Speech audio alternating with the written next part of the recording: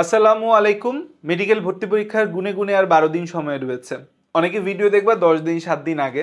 Medical ভর্তি পরীক্ষা একটা খুব কঠিন জার্নি। এই জার্নিতে আসলে সফল হওয়ার জন্য নিজেকে মানসিকভাবে প্রস্তুত করতে হয়। তোমার প্রস্তুতি, তোমার প্রিপারেশন, তোমার পড়ালেখা যতটা না ইমপ্যাক্ট ফেলবে, এক্সাম হলে তোমার মাথা ঠান্ডা রাখা তার চেয়ে বেশি ইমপ্যাক্ট ফেলবে। তাই এক্সাম হলে মাথা ঠান্ডা রাখার জন্য এখন থেকেই তোমাকে প্রস্তুতি নিতে হবে। সারা বছর তোমার মাথা গরম থাকে, এক্সাম হলে গিয়ে তোমার মাথা ঠান্ডা হয়ে যাবে, এইটা কিন্তু তুমি চিন্তা করলে হবে না। সবসময় পরীক্ষা দিতে গিয়ে তুমি আতঙ্কিত হয়ে যাও, 17 জানুয়ারি একদম তোমার সব আতঙ্ক চলে যাবে, এটা ভাবলে কিন্তু হবে না। সো 17 জানুয়ারি সকাল 10টা থেকে 11টার প্রস্তুতি কিন্তু এখন থেকে চলতে হবে। নিজেকে মানসিকভাবে প্রস্তুত করতে হবে। দরকার হলে এই ভিডিওটা 4বার 5বার দেখতে হবে, পরীক্ষার আগে দেখে যেতে হবে, কিন্তু মাথা ঠান্ডা রাখতে হবে।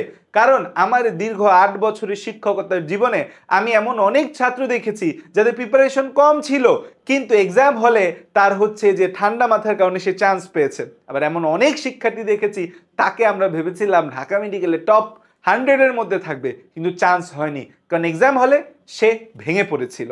সো আমার প্রস্তুতি কিন্তু এখন থেকে শুরু হবে, এবং এক্সাম হলে তোমার মাথা ঠান্ডা রাখার উপর নির্ভর করবে তুমি চান্স পাবা কি পাবা না। সো ভিডিওটা একদম শেষ পর্যন্ত দেখবা, দেখে তারপর কমেন্ট করবা, ভিডিও ছেড়ে মাঝখানে কোথাও যাবা না। তো দেখো, এই যে তুমি এতদিন পড়ালেখা করলা, প্রিপারেশন নিলা, সবকিছু করলা, এই যে তোমার প্রস্তুতি, এই প্রস্তুতিটা তোমার চান্সের জন্য হচ্ছে 60% হচ্ছে ইফেক্ট রাখবে। আর তোমার এক্সাম হলে কুলনেস, যে একদম এক্সাম হলে মাথা ঠান্ডা, এই এক্সাম হলে মাথা ঠান্ডাটা তোমার চান্সে 40% হচ্ছে ইফেক্ট রাখবে। এই দুইটা মিলে তুমি আলটিমেটলি হচ্ছে চান্স পাবা। আলটিমেটলি তোমার চান্স হবে হচ্ছে যখন তোমার প্রস্তুতি এবং এক্সাম হলের স্ট্র্যাটেজি দুইটা একসাথে কম্বাইন হবে। তো এখন দুইটাকে কম্বাইন করবা কিভাবে, আসো। এবং প্রস্তুতি আবারও বলতেছি, আজকে থেকে এই ভিডিও দেখার পর থেকে তুমি শুরু করে দিবা এক্সাম হলে মাথা ঠান্ডা রাখার প্রস্তুতি। তো চলো দেখি কি কি করবা। প্রথম কথা হচ্ছে, এক্সামের আগেই মানসিক চাপ কমাইতে হবে। এখনই আল্লাহ ভাইয়া কি হবে, আমার তো পড়ালেখা হইতেছে না ভাইয়া, আমার তো মাথা নষ্ট ভাইয়া, ও ভাইয়া কি করব, ও মা গো, এরকম যদি এখন থেকে শুরু করো, এক্সাম হলে গিয়ে তুমি 10 গুণ প্যানিক করবা। সো হচ্ছে পরীক্ষার আগে মানসিক চাপ কমানোর কৌশল হচ্ছে যে বাস্তববাদী পরিকল্পনা করো, যে তোমার প্রিপারেশন কতটুকু সেটা বুঝে তুমি মেডিকেল ভর্তি পরীক্ষায় কত মার্কের অ্যান্সার করবা, কোন জায়গায় চান্স আসতে পারে সেই ব্যাপারে চিন্তা ভাবনা করো।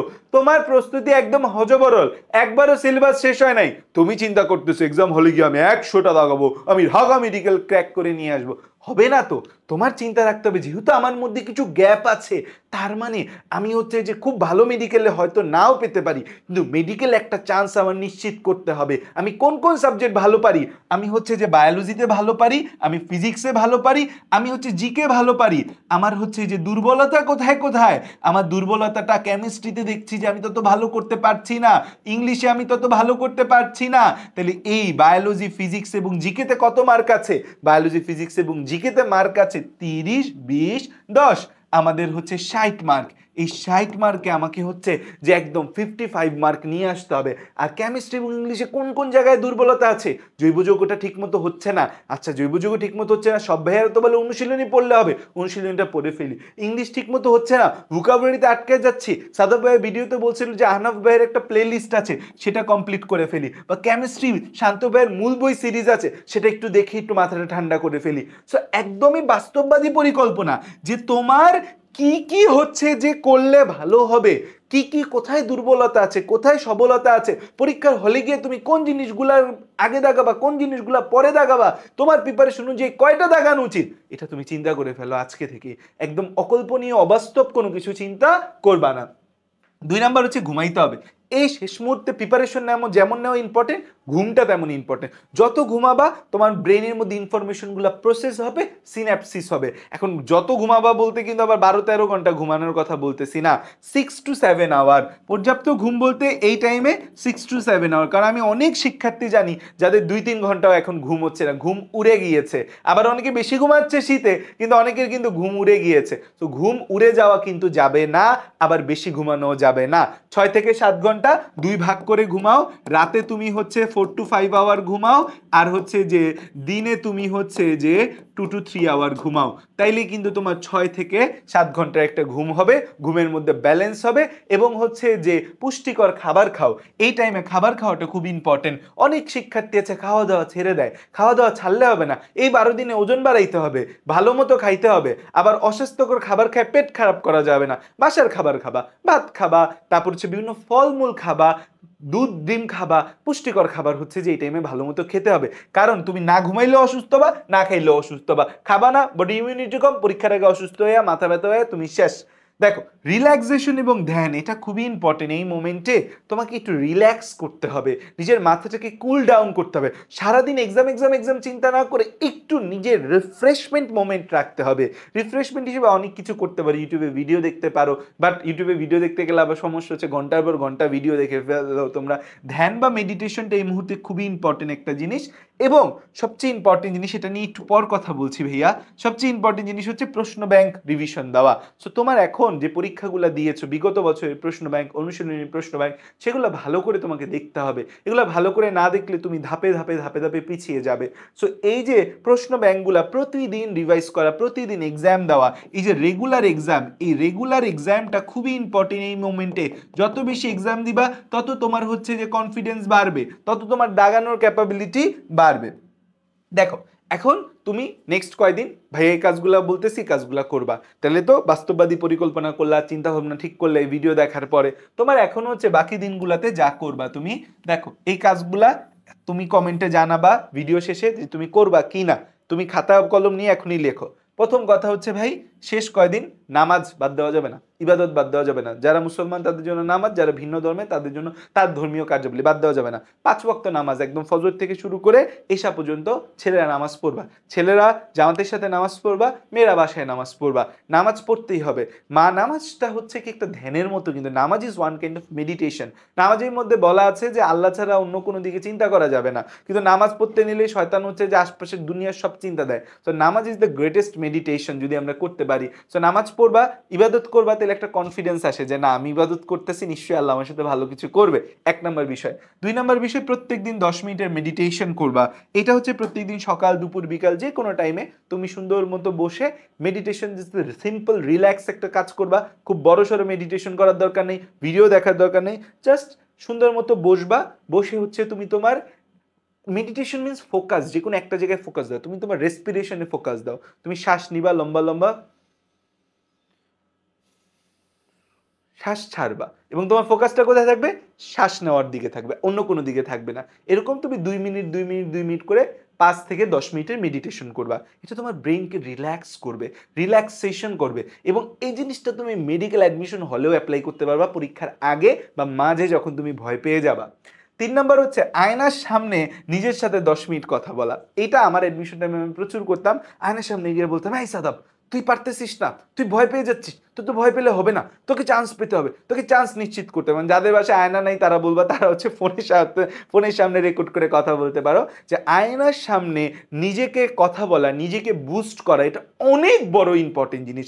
কারণ সেলফ মোটিভেশন সবচেয়ে ইম্পর্টেন্ট, নিজেকে সেলফ স্টিম বুস্ট করা সবচেয়ে বড় বিষয়। সো প্রত্যেক দিন আয়নার সামনে গিয়ে, আরে আজকে তো এতক্ষণ পড়তে চাইছিলাম, পড়াটা হইলো না ঠিক মতো, না ভালো হয়নি, কালকে কিন্তু পড়তে হবে, আজকে রুটিনটা কমপ্লিট করতে হবে, কালকে করতে হবে। আজকে হচ্ছে যে পড়ার মধ্যে একটু ঘুমাই গেছিলাম, কালকে ঘুমানো যাবে না, আজকে ঘুম কম হয়েছে, কালকে কিন্তু আমাকে ঠিক মতো ঘুমাইতে হবে। এই যে চিন্তা ভাবনাগুলো আয়নার সামনে তুমি নিজেকে নিজে বলতেছো, মনে মনে আছে, যখন আয়নার সামনে দাঁড়ায় মানে সেলফ টু সেলফ নিজেকে নিজে বলবা, তখন সেটা খুবই খুবই খুবই ইফেক্টিভ হয়। এবং আরেকটা কাজ করবা, সেটা হচ্ছে ইমাজিনেশন। আমাদের ইমাজিনেশনের পাওয়ার অনেক বেশি। তুমি প্রত্যেক দিন, তাহলে দেখো নামাজ বা ইবাদতে তুমি প্রত্যেক দিন 1.5 আওয়ার তুমি সময় দিবা, 10 মিনিটের মেডিটেশন করবা, তুমি 10 মিনিট হচ্ছে যে নিজের সাথে কথা বলবা, এক্সাম হল নিয়ে 10 মিনিট চিন্তা করবা। সো এই 2 আওয়ার এইটা কিন্তু তোমার জন্য দরকার এই মেন্টাল স্ট্রেংথ বাড়ানোর জন্য। এই মেন্টাল স্ট্রেংথটা হচ্ছে যে মেন্টাল টাইম, নিজেকে সময় দেওয়া। পড়ালেখা তো করবা, 2 ঘন্টা নিজেকে মানসিক প্রস্তুতির জন্য সময় দিবা। এখন এই যে এক্সাম হলের স্ট্র্যাটেজি চিন্তা করবা চোখ বন্ধ করে, যে আমি এই ঢাকা বিশ্ববিদ্যালয়ে ফর্ম ফিল আপ, আমি হচ্ছে ডিএমসি দিয়েছি 1 নম্বরে, তার মানে ঢাকা বিশ্ববিদ্যালয়ে সিট পড়বে, পরীক্ষার দিন অনেক ভিড় থাকবে, অনেক মানুষ অনেক কথা বলবে, আমি কোথাও কানে দিব না, আমি আস্তে আস্তে পরীক্ষার হলে যাব, হলে গিয়ে বসবো, আশপাশে মানুষজন থাকবে, আমি তাকাবো না, আমি নিজের মতো দোয়া দুরুদ পড়তে থাকবো, আমি হচ্ছে যে নিজের মতো হচ্ছে যে চিন্তা ভাবনা করব, আমি হচ্ছে যা পড়েছি সেগুলো মেমোরাইজ করার কিছু চেষ্টা করব, খাতা যখন দিবে ঠান্ডা মাথায় আমি রোল সিরিয়াল এগুলো দিব, পরীক্ষায় প্রশ্ন কঠিন আসলে আমি ভয় পাবো না, আমি হচ্ছে যে অপর পেজে চলে যাব বা অপর প্রশ্ন দেখব। এই যে তুমি কি কি পজিটিভ কাজ এক্সাম হলে করবা, এক্সাম হলে আমি বেশি দাগায় আসতে পারবো সুন্দর মতো, আমি চান্স পাবো, সেটা প্রত্যেক দিন 10 মিনিট ইমাজিনেশন বা চিন্তা করবা। তাই দেখবা কি এক্সাম হলে গিয়ে তুমি আতঙ্কিত হবে না। কোনোদিন চিন্তা করবা যে এক্সাম হল খুব ভালো যাচ্ছে, কোনোদিন চিন্তা করবা এক্সাম হল একটু খারাপ গেছে, তুমি কিভাবে ওভারকাম করছো, কোনোদিন চিন্তা করবা প্রশ্ন কঠিন হয়েছে, তুমি কিভাবে অ্যান্সার করছো, কোনোদিন চিন্তা করবা প্রশ্ন সহজ হয়েছে, তুমি কিভাবে ভালো করছো। সো নিজের ইমাজিনেশনের মধ্যে এক্সাম হলটা নিয়ে আসো, তাহলে মূল এক্সাম হলে গিয়ে কিন্তু আতঙ্কিত হবা না। আসো নেক্সট কথা হচ্ছে যে আমাদের পরীক্ষার দিনের স্ট্র্যাটেজি। পরীক্ষার দিন হচ্ছে সবচেয়ে ইম্পর্টেন্ট, এবং বোকার মতো কিছু মানুষ কাজ করে পরীক্ষার দিন কেন্দ্রে দেরি করে যায়। কেন্দ্রে মিনিমাম তুমি হচ্ছে আগে পৌঁছাবা কত ঘন্টা, 2.5 থেকে হচ্ছে যে 3 ঘন্টা তুমি এক্সাম হলে আগে যাবা। আগে গিয়ে এক্সাম হলের সামনে বসে থাকবা, বাতাস খাবা, বাদাম খাবা, পানি খাবা, দরকার হইলে হচ্ছে যে চা কফি বানায় নিয়ে গিয়ে চা কফি খাবা, বাবা মার সাথে কথা বলবা। কারণ এক্সাম হলে যদি, কারণ 1 ঘন্টা আগে থেকে প্রবেশ করানো শুরু করে, এক্সাম হলে যদি তোমার লেট হয়ে যায় তুমি কিন্তু নিশ্চিত মারা খাবা। কেন নিশ্চিত মারা খাবা? কারণ হচ্ছে তোমার ওই এক্সামে যাইতে দেরি হচ্ছে, জ্যাম হচ্ছে, তোমার যে একটা প্যানিক জাগ্রত হবে সেই প্যানিক থেকে তুমি বেরোতে পারবা না। 2 নম্বর হচ্ছে প্রয়োজনীয় জিনিসপত্র ঠিক মতো রাখবা, তোমার অ্যাডমিট কার্ড অথবা রেজিস্ট্রেশন কার্ড নিয়ে যাবা, 2টা কলম নিয়ে যাবা, একটা ব্যাগ নিবা, ব্যাগ নিয়ে যদি প্রবেশ করতে দেয় না অনেক সময়, তারপর হচ্ছে পানি নিয়ে প্রবেশ করতে দেয় না, সেটাও নিও না, কোনো ঘড়ি নিতে দেয় না, কি কি দেয় আর কি কি দেয় না তার নির্দেশনা দেওয়া থাকবে, সে অনুযায়ী হচ্ছে যে তুমি জিনিসপত্রগুলো নিবা। পরীক্ষার আগে নিজেকে শান্ত রাখার জন্য কিছু দোয়া দুরুদ পড়তে পারো, সবচেয়ে ভালো হচ্ছে দুরুদ পড়া, দুরুদ পড়তে পারো, সবচেয়ে ব্রেন রিল্যাক্সেশন করে দুরুদ, বা হচ্ছে যে তোমার সূরা আর রহমান শুনতে পারো যেতে যেতে। তো হচ্ছে নিজেকে ঠান্ডা রাখা, রিল্যাক্স করা, যতটা রিল্যাক্স তুমি এক্সাম দেওয়ার আগে এবং এক্সাম হলে থাকবা তত সহজে তুমি চান্স পাবা। দেখো এক্সাম হলে তুমি যখন ঢুকবা, ঢোকার পরে হচ্ছে যে তোমার মূল জিনিসটা হচ্ছে তখন প্রেশারটা অটোমেটিক বাড়তে থাকে, তখন মনে হয় যে একটা অটোমেটিক চাপ চলে আসছে। তখন কি করবা? দেখো তুমি প্রশ্ন পাওয়ার পরে তোমার 100টা প্রশ্নের মধ্যে সব প্রশ্ন সহজ হবে না, মেডিকেলে প্রশ্ন কঠিন হবে। ধরো হচ্ছে 100টা কোশ্চেন আছে, এই 100টা কোশ্চেনের মধ্যে 100 কোশ্চেন, এই 100 কোশ্চেনের মধ্যে তোমার 75 সহজ, একদম তুমি দেখলেই চোখ বন্ধ করে পারতেছো, 25টা হচ্ছে যে তুমি দেখলা যে একটু টাফ হইছে, তাহলে তুমি সহজ প্রশ্নগুলা ঠিকঠাক দাগাবা। এই যে 75 সহজ, এই 75 সহজ দাগাইতে সর্বোচ্চ তোমার 30 মিনিট সময় লাগবে, কারণ যেই দ্রুততায় তুমি পরীক্ষা দিচ্ছ। সো হচ্ছে যে তুমি সময় ঠিক মতো ম্যানেজ করে পরীক্ষা দিতে থাকবা, তাকায় দেখবো যে সহজগুলা 30 মিনিটের মধ্যে দিয়ে দেওয়ার চেষ্টা করবা। তোমার হাতে তো ঘড়ি নেই, সামনে ঘড়ি আছে। অন্যদের পারফরমেন্স নিয়ে ভাববা না, আল্লাহ রে প্রশ্ন তো সহজ হইছে, আল্লাহ রে অন্যরা কত ভালো পরীক্ষা দিতেছে, আল্লাহ রে প্রশ্ন তো কঠিন হইছে, কারা কারা জানি ভালো পরীক্ষা দিতেছে, কোনো ভাবার চিন্তা নাই, তো জাস্ট চিল দিবা। তারপর হচ্ছে যে টাফ প্রশ্ন দিতে গিয়া ধরো হচ্ছে যে 1 2 3 সহজ, 4 নাম্বারটা দেখলা হচ্ছে যে কঠিন, 4 নাম্বারটা কঠিন, 4 নাম্বারটা স্কিপ করে তারপর আগাবা। এখন এক্সাম হলে হঠাৎ করে তুমি ভয় পেয়ে যেতে পারো। কখন ভয় পেতে পারো? ধরো এই 4 নাম্বারটা, 3 নাম্বারটা সহজ কিন্তু তুমি ভুল দাগাইছো, 3 নাম্বারটা সহজ কিন্তু তুমি ভুল দাগাইছো, এই যে 3 সহজ কিন্তু তুমি ভুল দাগাইছো, এই জিনিসটা হচ্ছে যে তোমাকে ভয়ঙ্কর আতঙ্কিত করে দিচ্ছে। 3 নাম্বার সহজ কিন্তু তুমি ভুল দাগাইছো, এটা তোমাকে আতঙ্কিত করে দিচ্ছে। আল্লাহ, আমি জানতাম যে হাইডার নেমাটোসিস্টের মধ্যে হিপনোটক্সিন নামক বিষাক্ত রস থাকে, আমি তো এটা হচ্ছে যে হিপনোটক্সিনের জায়গায় নিউরোটক্সিন দাগায় দিয়েছি। আল্লাহ, এখন আমার কি হবে? এত সহজ প্রশ্ন ভুল করলাম। রিল্যাক্স।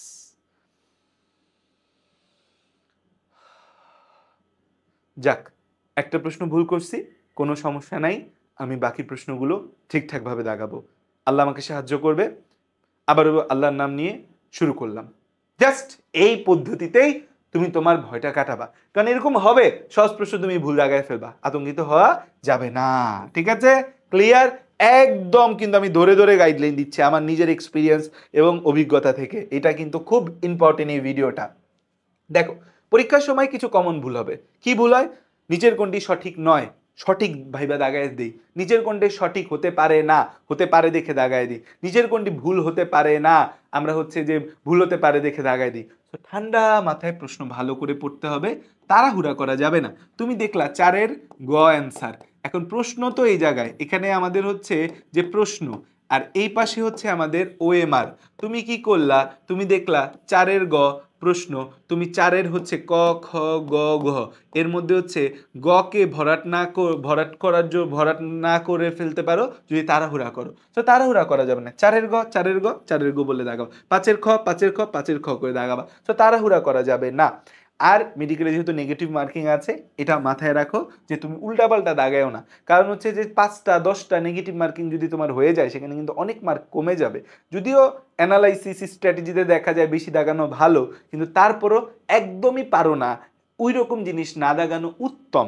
কারণ হচ্ছে যে তোমার একদমই পারো না এরকম জিনিস যদি তুমি দাগাও, সেখান থেকে কিন্তু তুমি অনেক বেশি ভুল করতে পারো। সো পরীক্ষায় প্রথমে তুমি হচ্ছে যে একদম 100% নিশ্চিত 100% নিশ্চিত প্রশ্ন দাগাবা 1 নম্বরে, ফার্স্ট প্রায়োরিটি।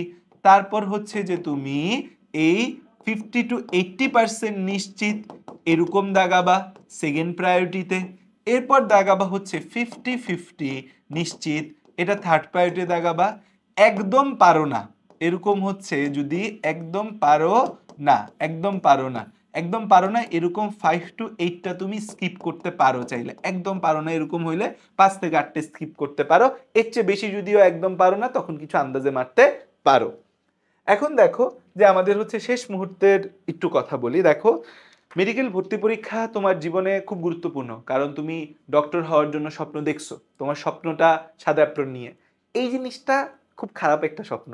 সাদা অ্যাপ্রনের স্বপ্ন মানুষ ভুলতে পারে না সহজে। অনেক স্টুডেন্ট দেখছি চান্স পায়নি এখনো সাদা অ্যাপ্রনের স্বপ্ন, তারা অনেক ভালো পজিশনে আছে। এই সাদা অ্যাপ্রনের স্বপ্ন পূরণের জন্য তুমি যে প্রস্তুতিটা নিচ্ছ, তুমি সঠিক পথেই প্রস্তুতি নিয়েছো। তুমি অনলাইনে পড়েছো, অফলাইনে পড়েছো, তুমি তোমার নিজের সেরাটা দিয়ে চেষ্টা করেছো। এখন শেষ মুহূর্তেও তুমি চেষ্টা করছো। So you have done your best, তোমার জন্য একটা হাততালি। এখন তোমার কাজ হচ্ছে শেষ মুহূর্তে নিজের আত্মবিশ্বাস ধরে রাখা। চাপ আসবে, প্রেশার লাগবে, মনে হবে আর পারবো না, চোখ দিয়ে পানি ঝরতে পারে, কান্না আসতে পারে, কিন্তু কান্নাটা চান্স পাওয়ার পরে আমরা সফলতার হাসি মুখে কান্না করব। এবং নিজের সেরাটা দেওয়ার চেষ্টা করো। তুমি সারা জীবন ভালো করেছো, সারা জীবন খুব ভালো স্টুডেন্ট ছিলে, নিজের পরিশ্রম করেছো, এখন সেই পরিশ্রমটাকে সফলতার পথে নিয়ে আসার সময়। এবং তুমি পারবে, এটা আমার বিশ্বাস আছে তোমাদের দিয়ে হবে। কেন হবে? কারণ হচ্ছে যে তুমি তো চেষ্টা করতেছো। এই যে তুমি আমার ভিডিওটা দেখতেছো, এটাও কিন্তু একটা চেষ্টার বহিঃপ্রকাশ। কিন্তু এই ভিডিওটা দেখার পর বসে না থেকে এখনই কিন্তু তোমাকে পড়ার টেবিলে যেতে হবে। এবং আমার কথা হচ্ছে যে চাপ নয়, ফোকাস করো, নিজের প্রতি বিশ্বাস রাখো এবং পরীক্ষার দিন সেরা পারফরমেন্স দাও। তুমি পারবে, তোমাকে দিয়েই হবে, কারণ সফলতা তোমার দুয়ারে আছে। জাস্ট একটা স্টেপ নিয়ে দুয়ারটা খুললে তুমি সফল হয়ে যাবা। ভয় পাওয়া যাবে না, ভয় না পেয়ে চেষ্টা করতে হবে। সো থ্যাংক ইউ, আসসালামু আলাইকুম। আর একটা রিকোয়েস্ট, সেটা হচ্ছে এই ভিডিওটা যারা হচ্ছে যে দেখেছো, তারা এই ভিডিওটা তোমার যে বন্ধু আছে, অবশ্যই বন্ধু বান্ধব আছে, তাদের সাথে একটু শেয়ার করে দাও, টেলিগ্রাম গ্রুপে দিয়ে দ্রুত পড়তে চলে যাও। আর আমাদের ব্যালেন্স অফ বায়োলজি গ্রুপের সাথে যুক্ত থাকো। থ্যাংক ইউ, ধন্যবাদ, আসসালামু আলাইকুম সকলকে।